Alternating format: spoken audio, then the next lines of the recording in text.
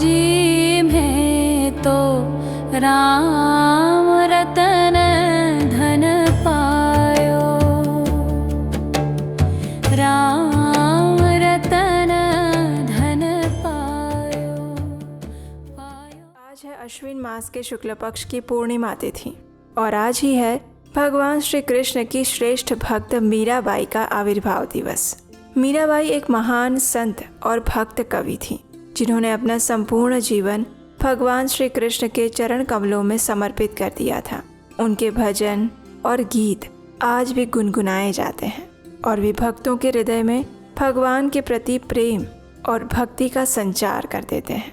तो चलिए आज मीराबाई की विशेष जयंती के दिन हम उनके जीवन के चरित्र को संक्षिप्त में श्रवण करते हैं। आइए आज की मीराबाई की जीवन कथा का आरंभ करते हैं। इतिहास के पन्नों में अनेक राजाओं और रानियों के नाम अंकित हैं, लेकिन उन सब में से बहुत कम ऐसे राज परिवार और राजा होंगे जिनके नाम आज भी हमें याद हों। सामान्य रूप से हम उन्हें उनकी वीरता, देशभक्ति और उनके ऐश्वर्य के लिए जानते हैं, लेकिन भारत के इतिहास ने एक ऐसी राजकुमारी को भी जन्म दिया है जिसे आज हम उसकी अटूट श्रद्धा, भगवान श्री कृष्ण की एक निष्ठ भक्ति और वैराग्य के लिए याद करते हैं। और ये राजकुमारी और कोई नहीं अपितु मेवाड़ का गौरव मीराबाई है। हर एक युग में शुद्ध भक्तों को अग्नि परीक्षा देनी ही पड़ती है, विष का घूंट पीना ही पड़ता है, किंतु इस परीक्षा में अपने भक्तों का भगवान हमेशा साथ देते हैं। कितनी भी विकट परिस्थितियां क्यों न आए, पर भगवान अपने भक्तों को दुख की अनुभूति नहीं होने देते, कभी भी अकेला नहीं छोड़ते। जितना प्रेम एक भक्त अपने भगवान से करते हैं, उतना ही प्रेम और शायद उससे भी कई गुना ज्यादा भगवान अपने भक्तों से करते हैं। और जो शुद्ध भक्त होते हैं वो कितनी भी विकट परिस्थिति हो, किंतु भगवान के प्रति जो उनकी अचल भक्ति होती है वो कभी नहीं छोड़ते, भौतिक बंधनों में आसक्त नहीं रहते। अब ऐसे ही अग्नि परीक्षा भगवान के एक शुद्ध भक्त को देनी पड़ी थी, जिसने अपनी प्रेमा भक्ति का प्रमाण देने के लिए विष का प्याला भी अमृत समझकर पी लिया था। और वो थी भगवान श्री कृष्ण की अनन्य भक्त प्रेमिका मीराबाई, जिन्होंने जब से होश संभाला तब से ही भगवान श्री कृष्ण को ही अपना पति माना था और उन्हीं के गुणगान में गाती रहती थी। मेरे तो गिरधर गोपाल दूसरो न कोई, मेरे तो गिरधर गोपाल दूसरो न कोई, जाके सिर मोर मुकुट मेरो पति सोई, मेरे तो गिरधर गोपाल दूसरो न कोई।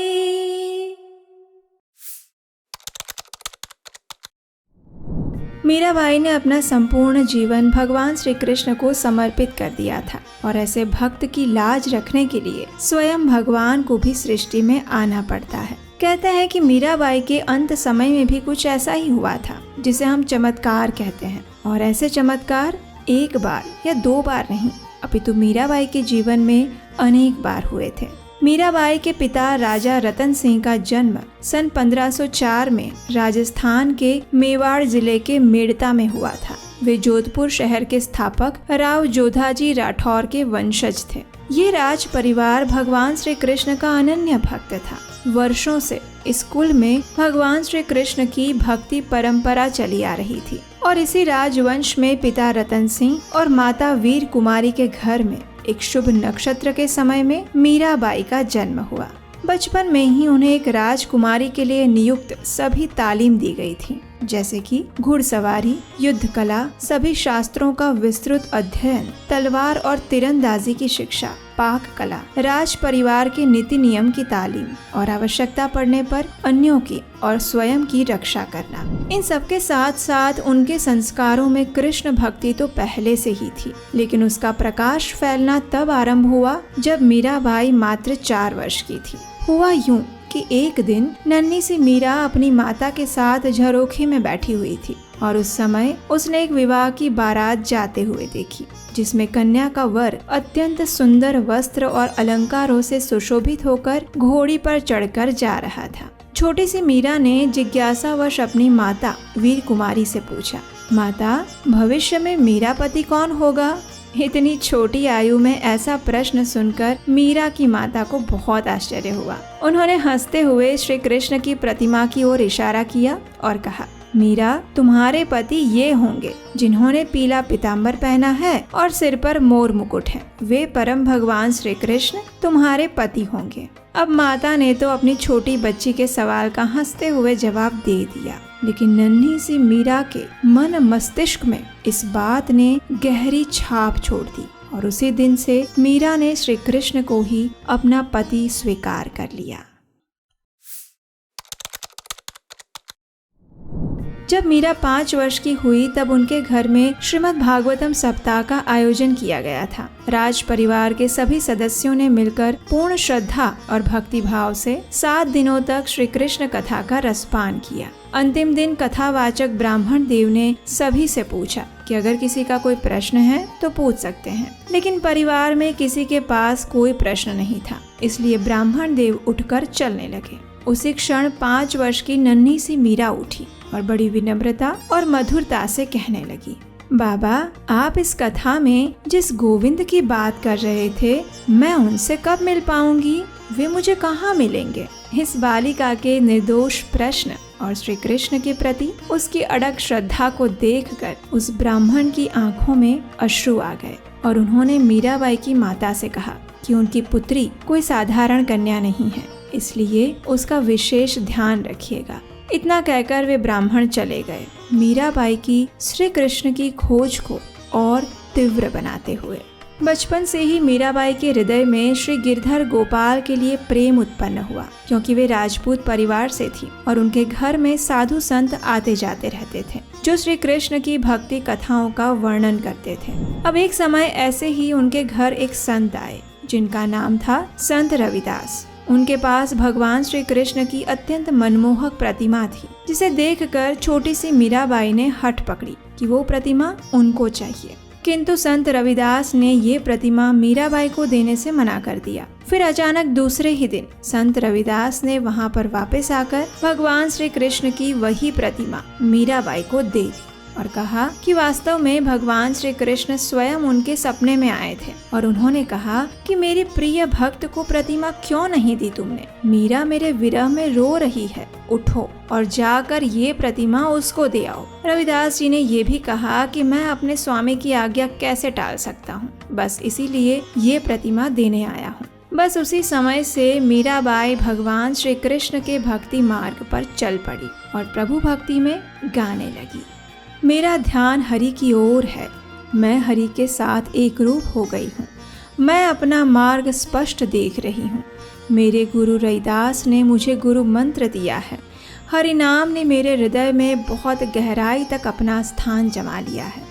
अब उस समय मीराबाई केवल 8 वर्ष की थी और अब वो उस प्रतिमा को अपने पास ही रखने लगी और समय अनुसार भगवान को स्नान करवाती, पूजा करती, उनका श्रृंगार करती और भोजन करवाती। ऐसे ही पूरा दिन वे भगवान श्री कृष्ण की सेवा भक्ति और आराधना में बिताने लगी। मीराबाई का हृदय श्री कृष्ण की ओर अधिक से अधिक झुकने लगा था और श्री गिरधर गोपाल को ही वो अपना सर्वस्व मानने लगी थी।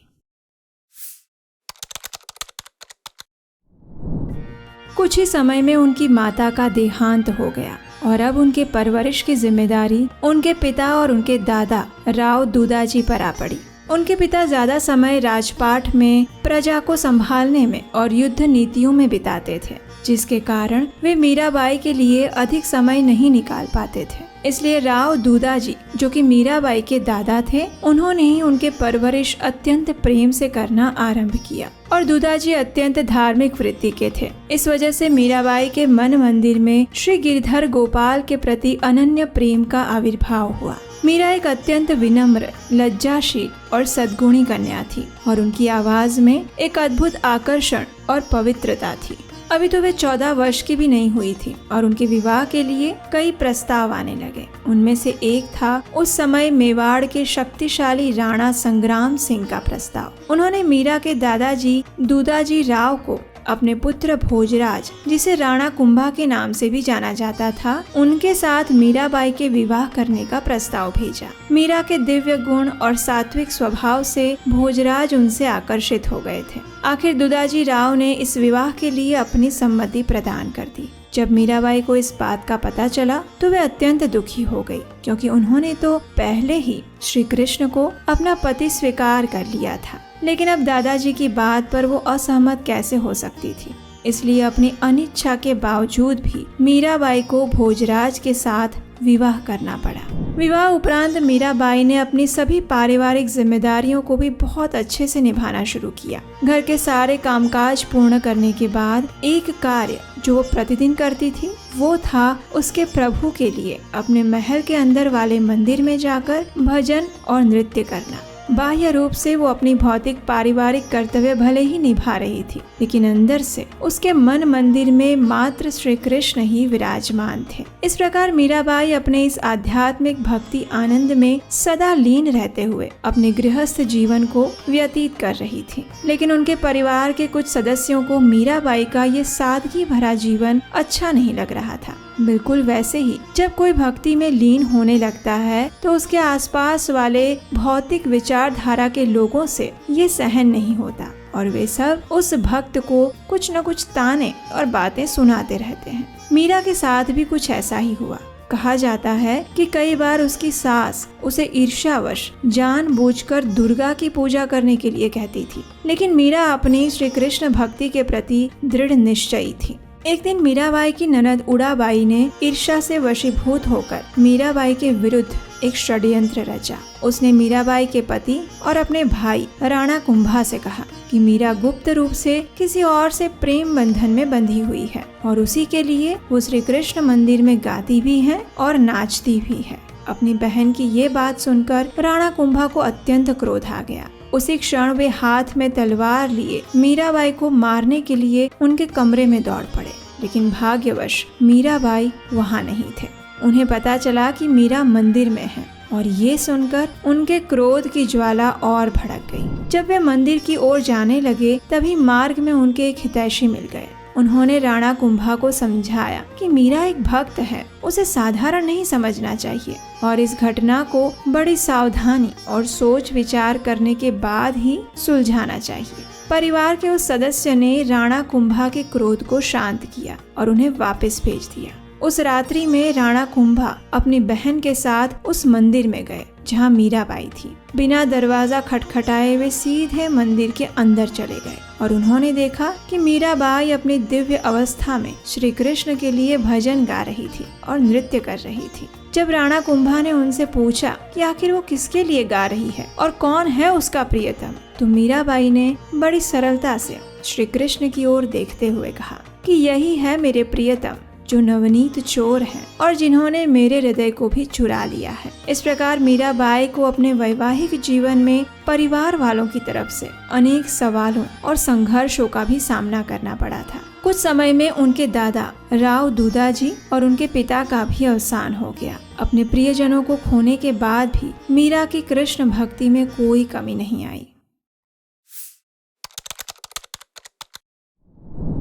अब मीराबाई अधिक से अधिक समय भगवान श्री कृष्ण की पूजा आराधना में ही व्यतीत करने लगी थी। और कहते हैं ना कि जब समय कसौटी करने बैठता है तब वो किसी का नहीं होता। और फिर एक बार मीराबाई के जीवन में दुखों का पहाड़ टूट पड़ा। उनके पिता और उनके ससुर की भी किसी युद्ध में मृत्यु हो गई। वैसी घटनाओं से ही मीराबाई दुनिया से संपूर्ण रूप से अलिप्त होने लगी थी और अपना सारा समय भगवत भजन और साधु संतों के साथ सत्संग में ही बिताने लगी थी। धीरे धीरे लोक लाज छोड़कर मीराबाई भगवान के प्रति प्रेम में मंदिरों में साधु संतों के साथ अपने गिरधर गोपाल के लिए नाचती और भजन कीर्तन करती हुई अपनी सुध-बुध खोने लगी थी। अब मीराबाई का इस तरह सबके सामने प्रभु भक्ति में नाचना और गाना उनके राज परिवार को अच्छा नहीं लग रहा था। उनके परिवार में मीराबाई के प्रति घृणा उत्पन्न होने लगी थी। उनको लगता था कि मीराबाई का इस तरह सबके सामने नाचना और गाना उनके मेवाड़ की प्रतिष्ठा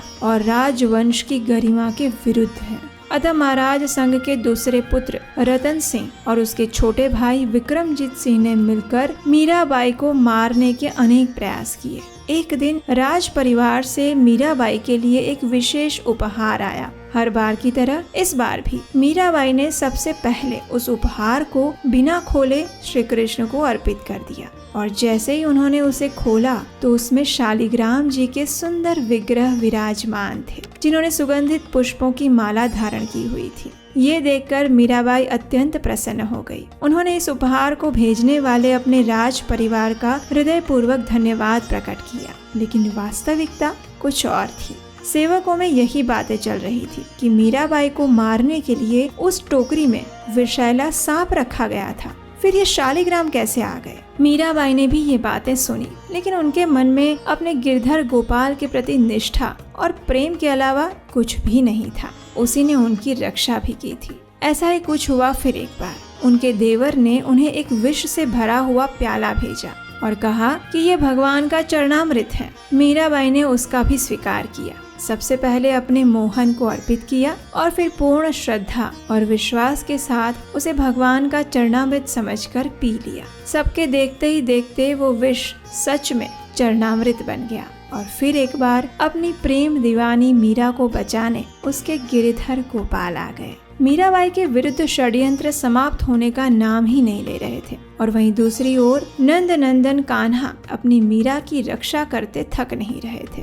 एक दिन मीराबाई जिस स्थान पर सोती थी उस शैया पर चादर के नीचे अनेक किल बिछा दिए गए, जिससे मीरा का शरीर खून से लथपथ हो जाए। लेकिन उस रात स्वयं श्री कृष्ण ने आकर उस शैया को किल की जगह फूलों से सजा दिया। अगले दिन सुबह मीरा अपने नित्य क्रम अनुसार उठी और फिर एक बार उसे महल के मंदिर में कृष्ण भक्ति में सराबोर होकर नाचते और गाते हुए सुनकर सबके आश्चर्य की कोई सीमा नहीं रही। मीरा के विरुद्ध रचे जाने वाले षड्यंत्र और उसे परेशान करने के नए नए तरीके समाप्त होने का नाम नहीं ले रहे थे। ऐसे में थक हार कर एक दिन मीराबाई ने उस समय के महान भक्त कवि संत तुलसीदास जी को पत्र लिखा और उनसे पूछा कि ऐसे में उनके लिए अब महल में रहना मुश्किल हो चुका है, अब उन्हें क्या करना चाहिए। तो तुलसीदास जी ने कहा, जो हमारे आत्म संबंधी भगवत भक्ति में बाधक बन रहे हो उनसे आसक्ति रखना योग्य नहीं है।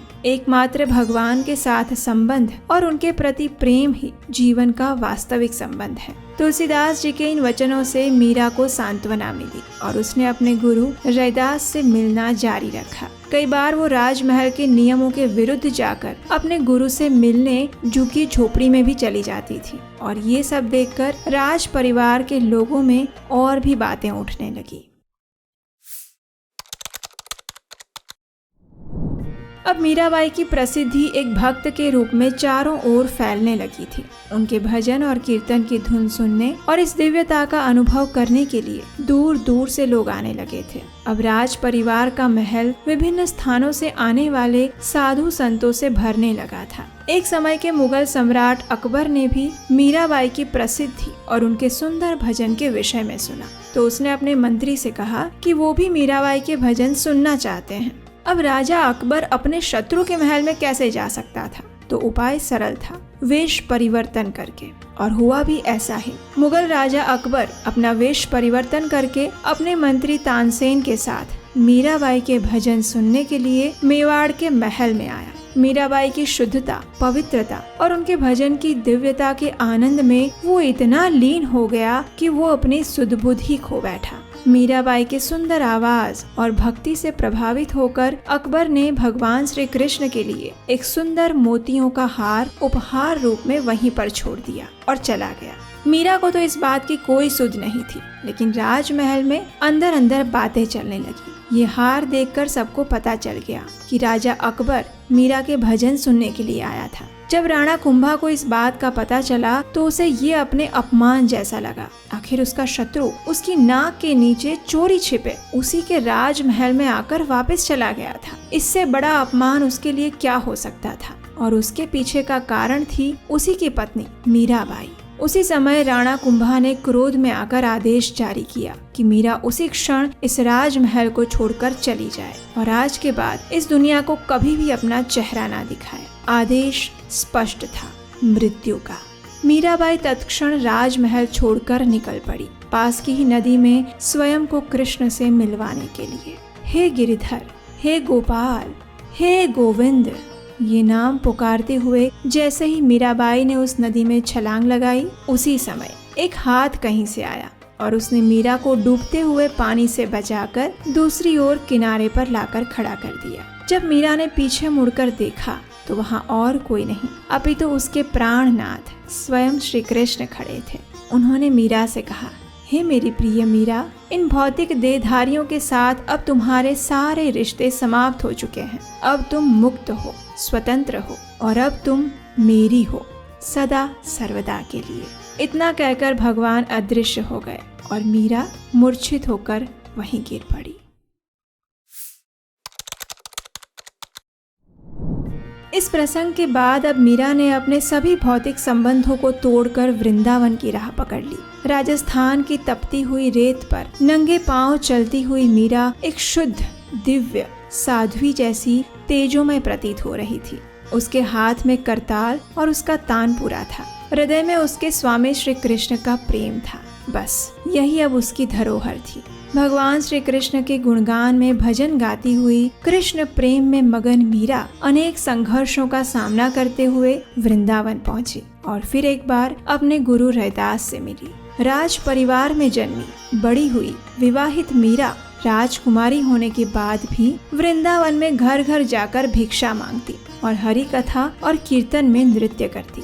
एक दिन उसे पता चला कि वृंदावन में एक महान वैष्णव आचार्य श्रील जीव गोस्वामी भी निवास कर रहे हैं। श्री चैतन्य महाप्रभु के 6 गोस्वामियों में से एक जीव गोस्वामी से मिलने के लिए मीरा आतुर हो उठी, लेकिन जीव गोस्वामी एक सन्यासी थे, इसलिए उनके लिए स्त्री संसर्ग निषिद्ध था। इसलिए उन्होंने मीराबाई से मिलने के लिए मना कर दिया। तब मीराबाई ने श्रील जीव गोस्वामी को एक संदेश भिजवाया जिसमें लिखा था कि पहली बार मैं सुन रही हूँ कि वृंदावन में कोई और भी पुरुष रह रहा है। मैंने तो सुना था कि हम सब प्रकृति हैं और केवल श्री कृष्ण ही एक पुरुष है। मीराबाई के इस संदेश को सुनकर श्रील जीव गोस्वामी समझ गए कि मीरा कोई साधारण स्त्री नहीं थी। वास्तव में वो भगवान की सर्वोच्च कोटि की शुद्ध भक्त थी। ये देखकर जीव गोस्वामी स्वयं उससे मिलने के लिए दौड़े चले आए। मीराबाई वृंदावन में रहते हुए सदैव श्री कृष्ण भक्ति के दिव्य आनंद में लीन रहते थे। इस अवस्था में उन्होंने अनेक पदों, भजनों और गीतों की रचना भी की, जिसमें से कई भजन व्रज भाषा में और कुछ राजस्थान की मारवाड़ी भाषा में थे।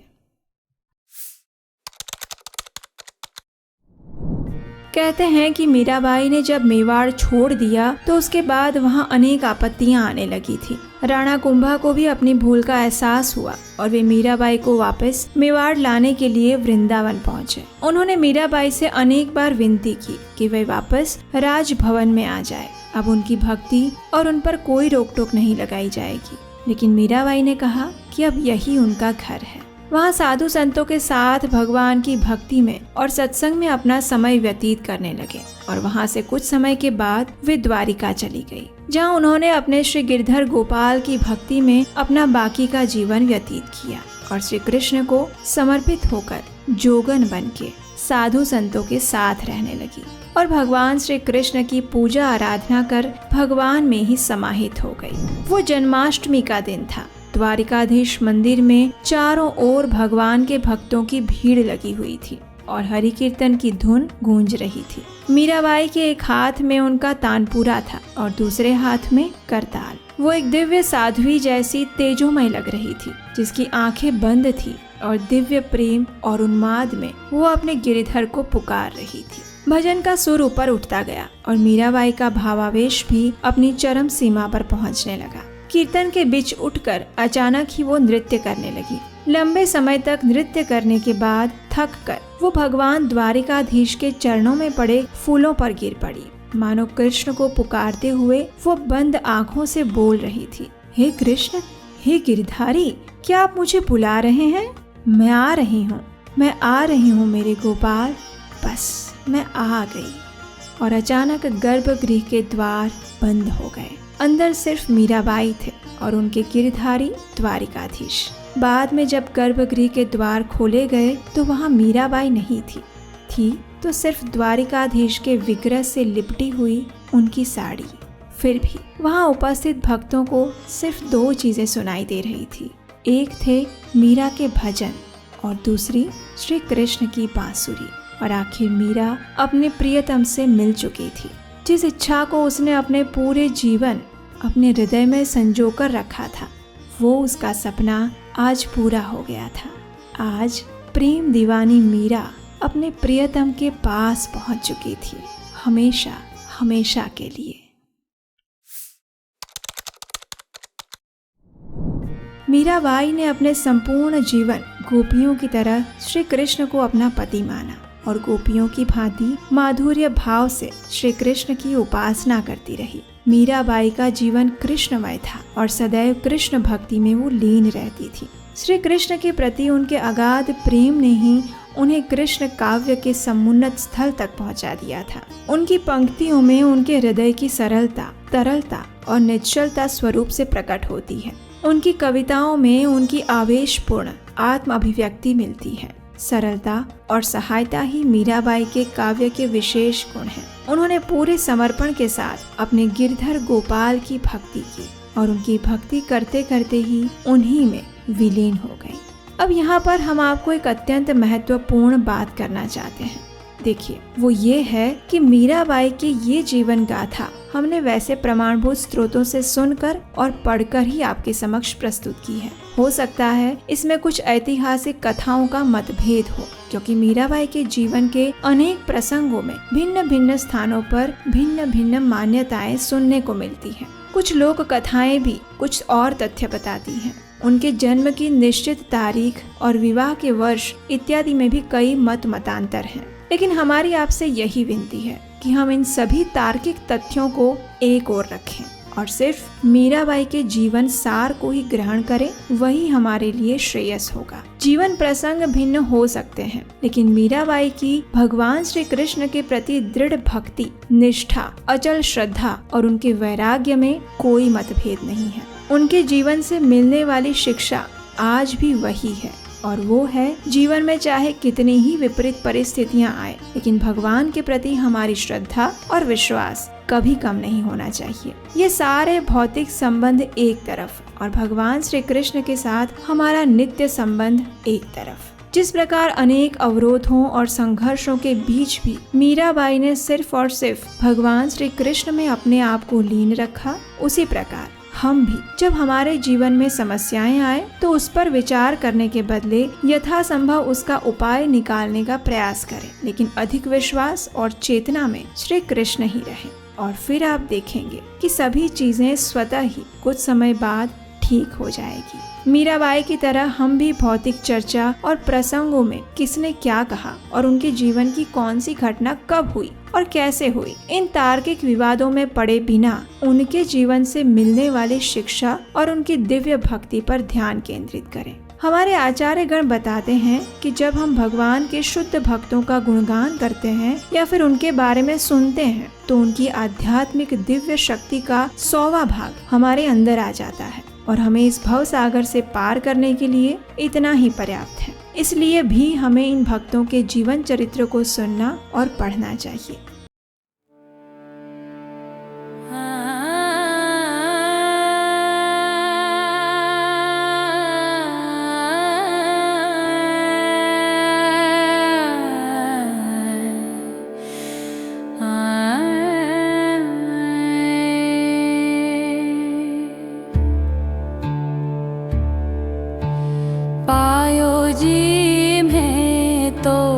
राम रतन धन पायो,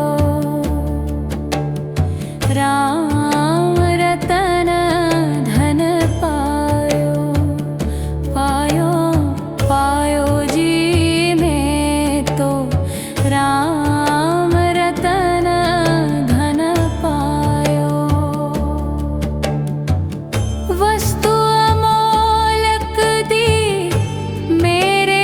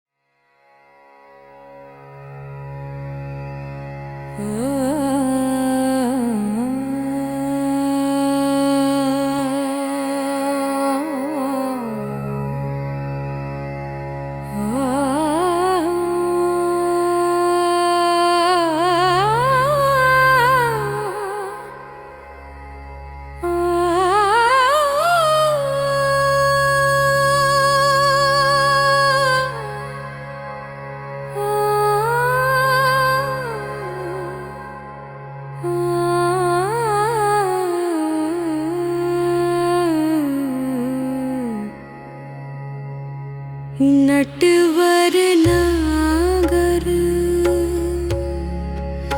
नहीं पाव जो रे मन गोविंदा। श्याम सुंदर मुख चंदा भजो रे मन गोविंदा। नटवर धागर नन गावा जो रे मन गोविंदा। श्याम सुंदर मुख चंदा भजो रे मन गोविंदा।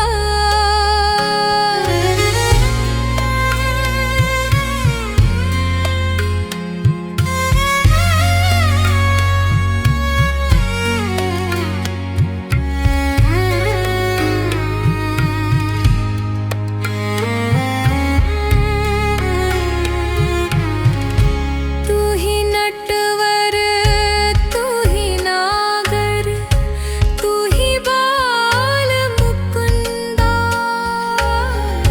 सब देवन में कृष्ण बड़े हैं जो तारा बीच चंदा। भजो रे मन गोविंदा। गोविंदा सब सखियन में राधा जी बड़ी है जो नदियन बिच गंगा। ध्रुव तारे प्रहलाद उबारे नरसिंह रूप धरता।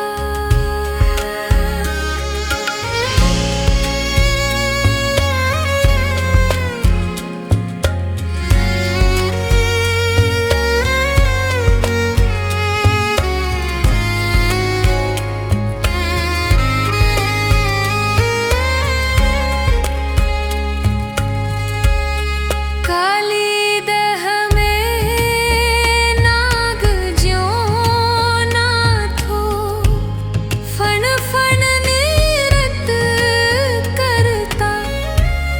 वृंदावन में रास रचायो